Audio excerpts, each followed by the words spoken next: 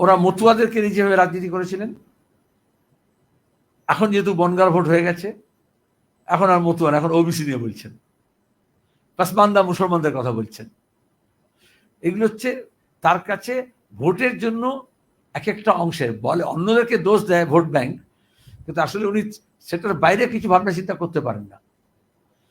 কিন্তু পশ্চিমবঙ্গের মানুষ এই বিজেপি তৃণমূল এই বাইনারি ভেঙেছে। আমরা বাম এবং কংগ্রেসের যে সমঝোতা হয়েছে, গোটা দেশে সরাসরি আজকে ইন্ডিয়া ব্লকের সঙ্গে এনডিএর লড়াই, এনডিএটা বিজেপিতে পর্যবেসিত, অন্য কিছু নেই। আমাদের যে অবশিষ্ট যে আসনগুলোতে নির্বাচন হচ্ছে, সেখানে মানুষকে সরাসরি সিদ্ধান্ত নিতে হবে, দিল্লির মসনদ থেকে বিজেপিকে তাড়াতে হলে এই 2 নম্বরই বিজেপি, তৃণমূলকে ভোট দিয়ে কোনো লাভ নেই।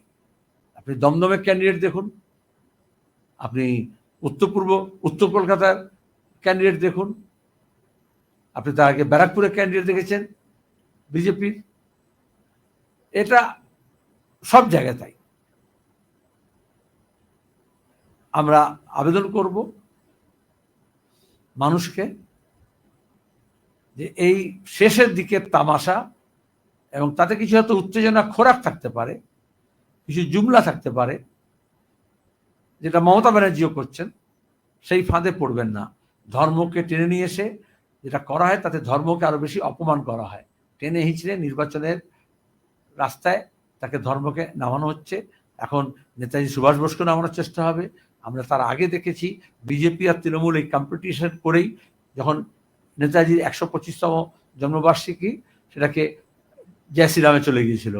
আজাদ হিন্দ ফৌজ, নেতাজি, ইত্তেফাক, এতেমাদ, কোরবানি, সব পেছনে চলে গিয়েছিল। জয় হিন্দ, সব স্লোগান পেছনে চলে গিয়েছিল। এটাই মোদী মমতার কারসাজি। আবার আজকেও দেখছি এভাবেই স্বামী বিবেকানন্দ, রামকৃষ্ণ মিশন, এটাকে মমতা ব্যানার্জি ইচ্ছে করে বিজেপির হাতে তুলে দেওয়ার চেষ্টা করছেন, কিন্তু এটা কারুর কোনো একটা নির্দিষ্ট দলের প্রপার্টি নয়। আমাদের রামকৃষ্ণ পরমহংসদেব তিনি বলেছিলেন, যত মত তত পথ। এরা যেটা করতে চাইছে, যে কোনো অল্টারনেটিভ নয়, স্বৈরতান্ত্রিক প্রক্রিয়া, যে আমার পথটাই পথ। আর মমতা নিজে তো বিকৃত করতে ওস্তাদ। ঠাকুর বলেছিলেন, টাকা মাটি, মাটি টাকা। এটা তার রাজনৈতিক দর্শন, অর্থনৈতিক দর্শন।